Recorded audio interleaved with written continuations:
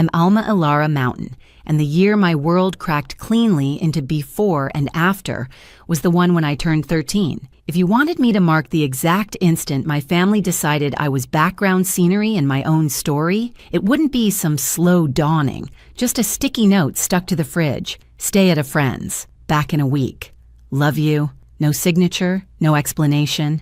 Only my mother's graceful handwriting that read like indifference. They headed to Florida the morning of my birthday. My older sister, Jasmine Mountain, uploaded a picture with her pink suitcase and a cheerful caption about family time, while Lily Mountain, my little sister, followed it with palm tree emojis. I waited on the porch, backpack balanced on my knees, convinced the note was only the beginning and that someone, anyone, was about to arrive. An aunt, a neighbor, a stroke of luck. No one did. The streetlights flickered on and a dog barked at me like I didn't belong on my own front steps. I warmed a burrito I didn't even like and ate it at the counter, pretending the microwave's buzz counted as conversation.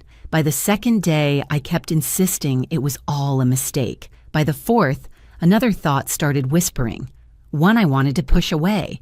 Maybe it wasn't an accident. Being the middle child had always meant serving as the quiet bridge between the star act and the finale. Jasmine collected awards and varsity letters. Lily had dance recitals, braces, and parties with color-matched cupcakes. I had responsible, which adults really use to mean unseen. But being forgotten on purpose introduced a whole new kind of silence. 6 days in, I left the library with a tower of borrowed books stacked like armor. The heat shimmered so hard it blurred even my shadow. That's when a glossy black car slowed to the curb, its window sliding down like something from someone else's life. Alma. Surprise in a voice I half recognized. Uncle Richard. The rich one who'd quit family holidays before I could multiply double digits. Mom always called him conceited, which I now understand was her code for he keeps his boundaries. His eyes took in my backpack, sweat-stuck hair, and the tight smile I used as a shield. Why are you out here alone? Where are your parents? Florida, I said. The word felt absurd, like telling him they'd flown to another planet. And you're here. I see, he said under his breath. Whatever followed sounded like a comment I wasn't meant to catch. And then came the words, "Get in. You're not walking anywhere tonight." Every safety lecture I'd ever heard about strangers echoed through my head, but my empty stomach, after 3 nights of instant noodles and one of dry cereal, offered its own louder logic. Hunger counts as danger, too. The car carried the scent of leather and something sharp and new, not citrus or perfume, just the smell of money that hasn't gone stale. He drove to a diner with cracked red booths and pies trapped beneath glass domes. When the burger and milkshake arrived, I stared as though they might vanish if I blinked too long. He didn't push me to talk.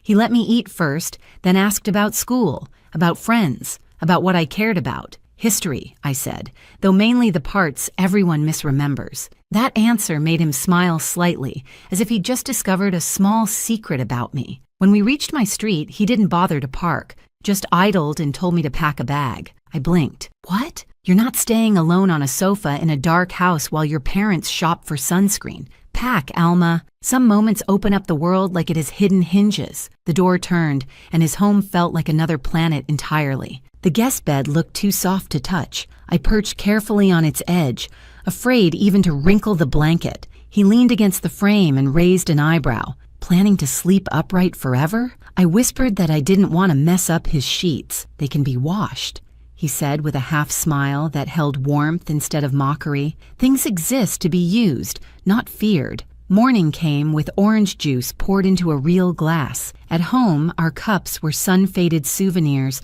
that still smelled faintly of plastic. I held his glass as if it might break from being looked at wrong. It's just juice, not a legal agreement, he teased. Drink. When the teacher asked who would attend my meeting that week, he didn't pause before answering. I will. The calm weight of those 2 words loosened something inside me that had been clenched for months. I didn't know what to do with generosity. When he bought jeans and a sweater, I hid the tags, convinced he'd want to take them back. When he handed me lunch money, I saved it and ate crackers, because spending felt like trespassing. It took 12 days before he found me in the kitchen at midnight, crouched over a cereal box. "Why?" he said from the doorway. "Are you rehearsing to be a raccoon?" I told him I didn't want to take too much. He opened the fridge, scooped pasta into a bowl, warmed it, and pushed it toward me. "If it's in this house, it belongs to everyone who lives here," he said. "That means you, too." I nodded, swallowing against the sting in my throat,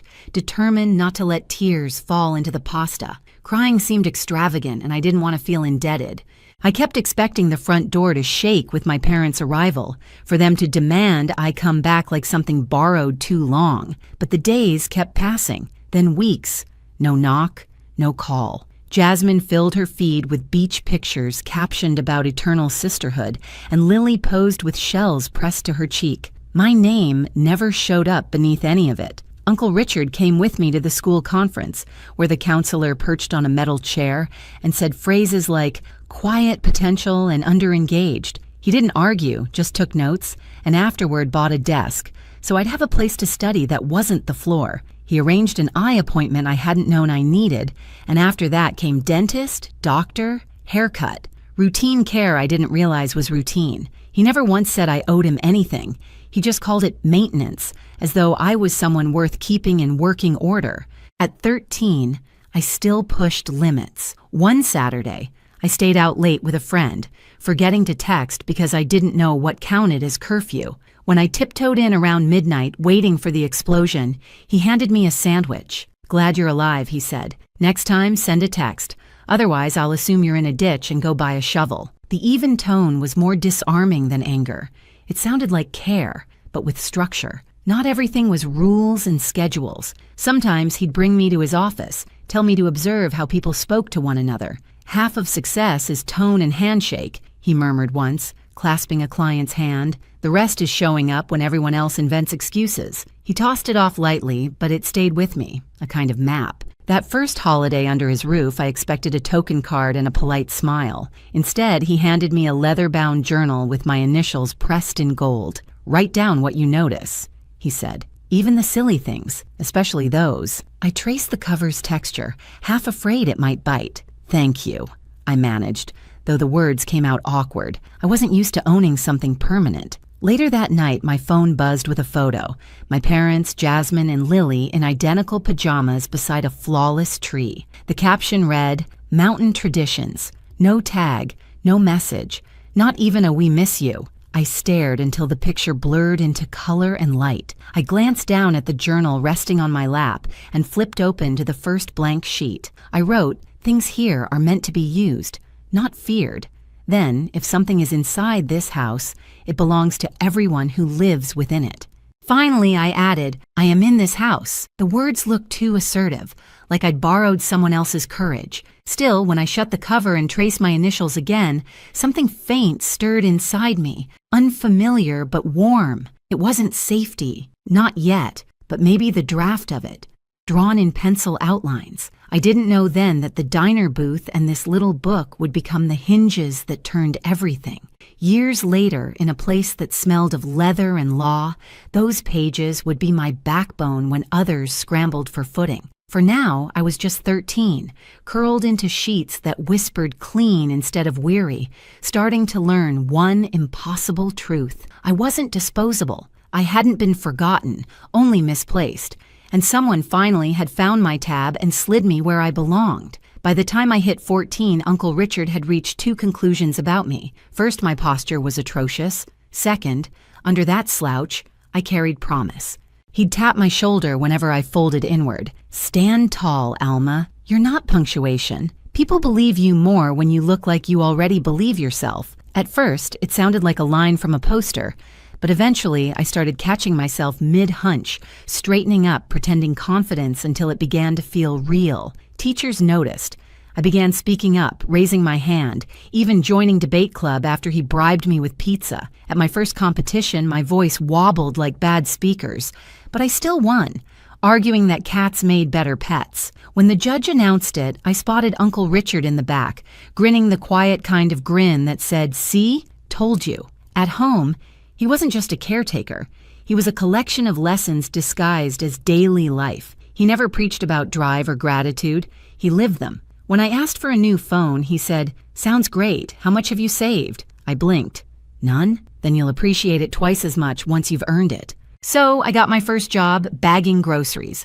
My first paycheck read 73,116, and I waved it like a trophy. He didn't take it, he drove me to the bank instead. Two-part rule, he said.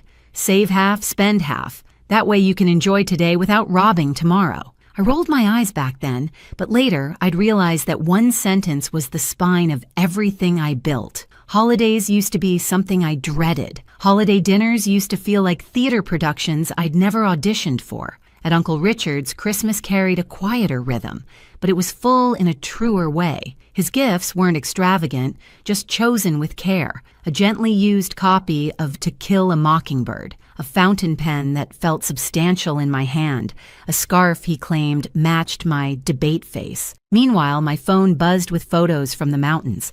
My parents, Jasmine and Lily, posing beside palm trees and tables that looked staged for glossy spreads. No one ever wrote, "Wish you were here." The hurt still stung, but it no longer emptied me out the way it used to. It reminded me instead that I was learning what family could look like when it wasn't all for show. One Christmas, he passed me a small box. Inside was a silver keychain engraved Mountain and Carlton. "A work in progress," he said. I looked up, confused. "A work in progress?" He smiled. "Because that's what both of us are. You're learning to build. I'm learning not to do it alone." Words failed, so I just hugged him. It was clumsy, like two people trying to remember an old language, but he didn't let go first. That night in my journal, I wrote, "You don't need shared blood to share a home." By 16, he began taking me to his office during summers. I was terrified. Surrounded by pressed suits, shining desks, and people who carried themselves like gravity worked differently for them. During introductions, he leaned close and whispered, "Relax." They put their pants on one leg at a time. Some even fall over doing it. I laughed, and the fear dissolved. That became our running joke whenever I felt small. "One leg at a time, kid." He taught me things no classroom ever touched. How to listen before answering. How to see what people meant instead of what they said. How to grip a hand like you meant it. "Half the world bluffs," he told me once. "The other half apologizes for existing."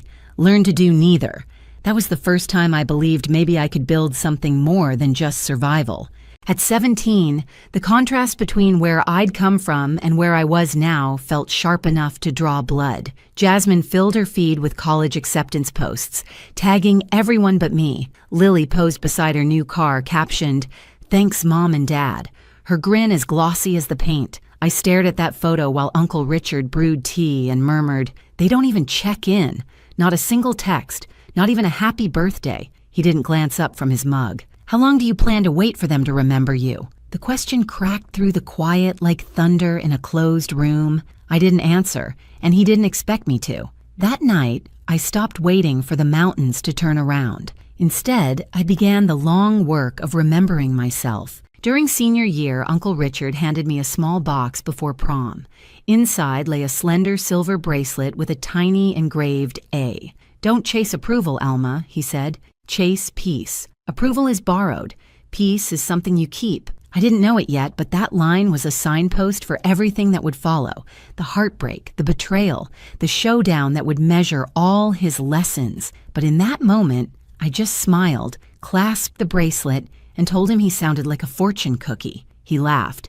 "Then make sure you open it before it's stale." That night, beneath strings of lights and a DJ who loved volume more than rhythm, I laughed without checking if anyone noticed. No invisible leash pulling me back. No note taped to a fridge saying back in a week. Just me, Alma Mountain, unfinished but real, finally learning what it felt like to be seen. College had never been part of the script my parents wrote for me. Jasmine was the prodigy with scholarships, Lily the golden child with trophies and tiaras, and me, the one expected to be realistic. Family shorthand for don't hope too high. If not for Uncle Richard, I might have stayed inside that limitation. He didn't simply hand over tuition, he made me fight for every piece. We sat for hours at the kitchen table surrounded by spreadsheets, loan guides, and financial aid forms until the numbers swam. "Scholarships first," he insisted. "Grants second. My help fills the gaps, not the base." So I hunted. There was a scholarship for left-handed students. I spent 2 weeks teaching myself to write lefty, another for descendants of beekeepers. I composed an essay on the sacred balance between bees and humans, even though my only encounter involved sprinting away from one in 3rd grade. Bit by bit, I stitched together a future. When the envelope from Western Summit University arrived, Uncle Richard examined it like a deal he'd personally brokered. "Congratulations," he said, his voice steady but proud. His eyes were bright when he said it. "Now go prove them right." Move-in day was chaos. Parents juggling boxes, balloons bobbing, everyone crying in doorways. Mine didn't come. Not a message, not even a good luck. Uncle Richard carried everything up 3 flights in the August heat, his shirt sticking to his back, but he refused to let me take the heavy ones. "This counts as my annual workout," he joked. "Don't tell my trainer I actually broke a sweat." When the room was finally set, I stood there taking in the mismatched sheets, the thrift store lamp, the faint bleach smell, and felt a pang twist deep inside. He must have noticed, because he said softly, "Don't look for them here, Alma. Look forward. That's the direction you're headed." I could only nod, throat tight. Before leaving, he gave me a small envelope. Inside, a note in his neat block handwriting. "If you ever doubt you belong, check your reflection. You got here without them." I taped it inside my planner and kept it there all 4 years. Those first months were rough. I felt like an intruder in every class. The girl in secondhand shoes, carrying detergent-scented bags instead of luxury ones. But Uncle Richard called every Sunday without fail, sometimes just to tease.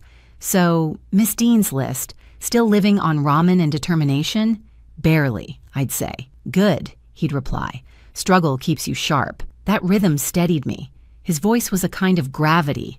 In my sophomore year, I met Ethan Cole, the kind of person who could make a room exhale. We met volunteering at a community garden. He was actually planting things. I was pretending to know how a shovel worked. He offered to show me, and I rolled my eyes but let him. We started seeing each other months later, slowly, carefully, but it was real. Ethan wasn't a hero type. He didn't try to save me. He respected me. And that meant more than I'd ever expected. During finals one night, he asked, "Why do you double-check everything, even the tiniest stuff?" I hesitated, then said, "Because for a long time, I was the mistake nobody fixed." He didn't offer cliches. He just took my hand and said, "Then let's make sure no one overlooks you again." That was the moment I realized he truly saw me, not as the forgotten middle child, but as someone who'd carved out her own light. By junior year, an old ghost surfaced, Sabrina, Ethan's ex, the kind of girl who could turn remorse into theater. She started turning up at campus gatherings again, all smiles and polished charm, complimenting my clothes while her eyes swept the room for an audience. At first, I told myself I was imagining things, but one night she let it slip that Ethan had met her for coffee to help with a business plan. Later, when I asked, he told me the truth. She reached out, said she needed advice, he said. I didn't think it was a big deal. It shouldn't have been. But that old sting of being replaced and forgotten came rushing back like a reflex I couldn't control. That night, Uncle Richard's words replayed in my mind. Half the world bluffs. The other half apologizes for existing. Do neither. So I didn't accuse him, and I didn't plead. I simply said, "Next time, let her find someone else's generosity." Ethan nodded. No protest, no defensiveness. That quiet acceptance told me more than any speech could. By senior year, everything seemed to align like a long-delayed sunrise. I earned my degree in civil engineering, the same field Uncle Richard once described as the art of creating what endures. He sat in the front row at graduation, clapping so loud the dean actually paused to look up. Afterward, he handed me a modest silver pen. "Use this to sign the contracts you'll be proud of," he said. I smiled. "Not my autograph?" He chuckled. "One day. Build first, brag later." While others celebrated that night, I stayed in my dorm rereading the journal he'd given me when I was 13. The pages were filled now. Lessons, tiny victories, scrawled gratitude. One line stood out like a heartbeat. "If it's in this house, it belongs to the people in this house." That house wasn't a structure anymore. It was my life. And for the first time, I truly felt I lived inside it.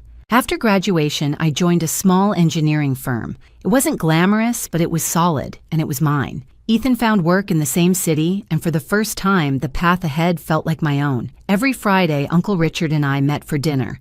He'd lift his glass of whiskey and tease, "Look at you, Miss Mountain, scaling the ladder without tripping." I'd laugh and say, "Give it time. I still might." What I didn't want to see were the changes, the fatigue in his voice, the way he rubbed his shoulder after lifting grocery bags, the slight pause before remembering a familiar place. I told myself it was just age creeping in. I didn't know it was the quiet overture to everything about to break, because the strongest people don't collapse in one dramatic fall. They fade first, quietly, almost gracefully, until you realize you've been carrying what they used to hold. It began subtly, the kind of change you tell yourself not to analyze. Uncle Richard started canceling our Friday dinners, claiming work was brutal lately, words I'd never heard him use before. Then one evening, when I stopped by without calling, I found him asleep in his armchair at 8. The TV murmured an infomercial to no one. When I touched his shoulder gently, he startled awake, forcing a smile that came too quickly. "Long day," he said, voice thin. Guess I blinked too long. But the smile stopped short of his eyes. The signs multiplied. Prescription bottles lined the counter. His hand trembled slightly as he poured his coffee. He'd tell the same story twice in one evening. I noticed. He noticed me noticing. And together, we slipped into a quiet pact of denial. He still checked in on me. Calm, steady, the same way he always had when I was learning to build a life from the ruins. "You're doing well at work," he told me once after I vented about a difficult client. "Just remember, jobs replace you in a week. People won't if you choose the right ones." That line struck deeper than any performance review. I didn't realize it was his way of preparing me for a world where he might not be there to say it. Months went by. My career gained traction. My footing felt firm. Ethan and I found a rhythm that worked. His marketing job, my engineering projects, both of us steady. But every time Richard brushed off a cough or waved away my concern, that steadiness cracked a little more. Then the day came. A Tuesday. The phone rang. A shaking voice on the line. "Ms. Mountain, this is Grace from Mr. Carlton's office. He collapsed during a meeting. They've taken him to St. Luke's Hospital." The drive blurred. Just streaks of red lights and the drumbeat of my heart in my hands. When I finally reached his room, he looked impossibly small against all that white. Still, when he saw me, he managed a crooked grin. "Don't look so grim," he rasped. "Told them I wanted a free night's stay. 5-star if you ignore the food." I tried to laugh, but my throat burned. "You scared me," I whispered. He shrugged faintly. "First time for everything." Then, softer still. "Sit, kid." He waited until the room settled into stillness, just the quiet pulse of machines and the soft shuffle of footsteps somewhere beyond the door. "You know," he said, his voice raspier than I'd ever heard it, "I always thought your dad would be the one teaching you these things. How to stand tall, manage money, argue without raising your voice, but I'm glad it turned out to be me." "Don't talk like that," I whispered. "Like what? Like you're—" I couldn't finish. He gave that half smile again, the one that carried more comfort than words ever could. "Honest?" he said, taking my hand, a rare gesture from him. "You've exceeded every single expectation anyone ever had for you, Alma. Just remember one thing." "What's that?" "You're not the extra piece. You never were." My vision blurred, and I blinked fast, unwilling to let tears win. He caught the effort and smirked faintly. "If you get these sheets wet, you're paying the dry cleaning bill." I laughed, and the sound cracked halfway through. But for a heartbeat, it felt like the world had returned to normal. He stayed in the hospital a few nights, then came home, slower now, quieter, still pretending nothing had changed. We never brought up the scare again, but both of us knew something invisible had shifted between us. That final Christmas, he gave me a box wrapped in gold. Inside was the same leather journal he'd given me when I was 13, only now it wasn't blank. Every page was filled. Short notes, advice, jokes, rough sketches, even taped restaurant receipts with scribbles like "Best Burger of 2014, still not worth the calories." The last page made me stop breathing for a second. His handwriting trembled, but stayed legible. "If they ever try to erase you again, remember this. You've already written your own chapter." I looked up, throat tight. "You've been writing in this all these years?" He shrugged. Couldn't let you keep all the good lines for yourself. I leaned in and hugged him. Not a careful one, a real one. He chuckled, murmuring, "Easy, you'll break a rib." But I held on a little longer, because something in me knew it was the last time I'd hear that laugh in the same room. When the call came months later, I didn't pick up right away. It was early, the world still half asleep. The phone buzzed again, then a third time. On the other end, Grace's voice cracked. "Ms. Mountain, I'm so sorry. Richard passed away in his sleep this morning." The world went soundless, as if someone had turned life's volume all the way down. I sat frozen on the edge of my bed, phone still clutched in my hand, staring at the wall as if sheer focus could force the world back into order. He was supposed to be okay. He was supposed to keep cracking jokes about aging and cholesterol, not disappear overnight. The following days dissolved into a blur. Calls, documents, funeral arrangements. He'd named me executor, naturally. Of course he had. No one else would know the details that mattered. Which tie he called his serious one, which songs made him grimace, how much he despised lilies and preferred simple white roses instead. The service was small and elegant, just the way he'd have wanted. A mix of old friends, a few colleagues, and those rare people who truly mattered. I stood near his photo, nodding through condolences that felt muffled, like I was underwater. And then they appeared, my parents, Jasmine, Lily, walking into the chapel as if it were a red carpet event. My mother hid behind oversized black sunglasses, large enough to conceal both her eyes and her conscience. My father shook hands with strangers, offering solemn words about what a loss to the family it was, despite not having spoken to Richard in over 15 years. When they finally noticed me, their faces went through a storm of emotions, shock, guilt, and calculation all tangled together. "Alma!" my mother gasped, clutching my hand. "We had no idea you and Richard were so close." I pulled away gently. "You never asked." My father cleared his throat, slipping into his practiced tone, the one he used for church speeches and business deals. "Your uncle was an extraordinary man, generous, successful, always a part of the family." That last word almost made me laugh out loud. Family. Jasmine's voice chimed in. Sugar over steel. "So, do you know when the will reading is? I mean, Uncle Richard was comfortable." Lily gave an exaggerated sigh, adjusting her pearl earrings. "I just hope he wanted us to keep the family legacy together. The house, the cars, all that." For a second, I wondered if I was dreaming or trapped in some cruel play. He hadn't even been buried yet, and they were already circling the inheritance like scavengers scenting fresh spoil. I didn't bother responding. I simply turned and walked away. Within a week, the flood began. Texts, voicemails, social media requests, my mother's voice oozing false warmth. "Honey, we really should reconnect. Family is all we have." Then a message from Jasmine slid into my DMS. "We should talk about estate matters soon," Jasmine wrote, while Lily sent an emoji that tried to make grief look fashionable. Not long after, Uncle Richard's attorney, Mr. Halpern, called. "The will reading is scheduled for Monday morning," he said. "It may be eventful. Your uncle was very specific about what he wanted." I smiled faintly, fingertips grazing the worn edge of my journal. "If they ever try to erase you again." They were about to find out what happens when you confuse quiet with weakness, and I was about to keep my promise to myself and to the man who taught me how to stand tall. The law office smelled of leather, old money, and the faint satisfaction of justice. Heavy curtains, dark wood furniture, chairs that forced perfect posture. The air carried that hush where every breath felt like testimony. Mr. Halpern sat at the head of a long mahogany table. My family lined the opposite side. My parents, Jasmine and Lily, wrapped in expensive mourning. My mother dabbed at invisible tears with designer tissues. My father folded his hands like a preacher ready for donations. Jasmine's phone kept glowing beneath the table, and Lily leaned close to whisper, "Do you think he left us the house?" I sat across from them, journal resting on my lap, heart steady, a plain black dress.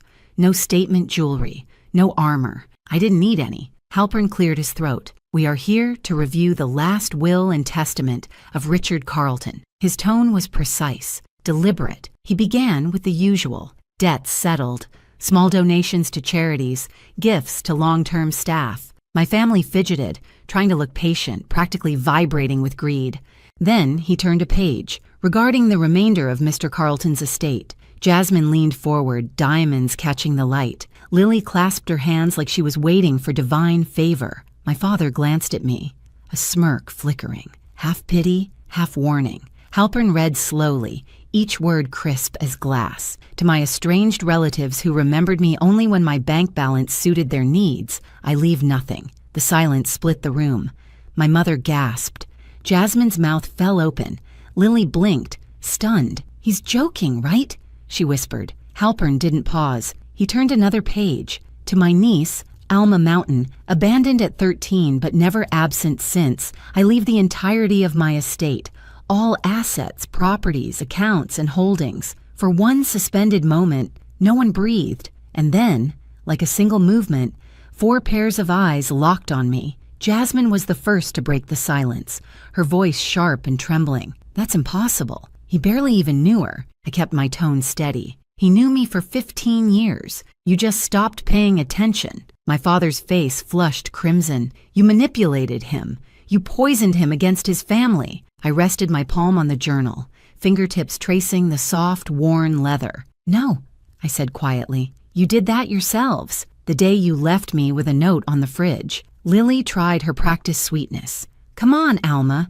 You're not really planning to keep everything, are you? We're family." That word again, family. I let out a slow breath and smiled, not cruelly, not smugly, just weary, funny, I said. 15 years of silence doesn't sound much like family, but sure, now that there's money on the table, suddenly we're related again. Mr. Halpern closed the folder with a soft, final snap. The will is airtight. Mr. Carlton was very specific. Any contest will be dismissed immediately. My mother opened her mouth, then thought better of it. The disbelief on their faces curdled into anger, the same look they'd worn years ago when they realized I no longer needed their permission to exist. I smoothed the front of my dress and stood. "If you'll excuse me, I have things to take care of." "Mr. Halpern, thank you for your time," Jasmine hissed. "This isn't over." I met her gaze evenly. "It was over when you stopped calling me your sister." Then I turned and walked out. Outside, the air felt new, sharper, cleaner, as if the world had been holding its breath and finally exhaled for me. Sunlight bounced off the building's glass facade, momentarily blinding, and in that flash, I saw myself. Not the scared 13-year-old with a backpack waiting for someone who never came, but a woman standing on her own ground, exactly where she chose to be. I pulled out my phone, opened my messages, and found the contact I still wished existed. "Wish you were here to see their faces, old man," I typed. Then after a pause, "You were right. I wrote my own chapter." I hit send, to nowhere, to everywhere. Later that week, I stood on the balcony of Richard's house, my house now, watching the city lights shimmer like the heartbeat of everything he'd built and left behind. I held the journal, flipping to its final page once more. The ink had faded a little, but the words still burned bright. "If they ever try to erase you again, remember this.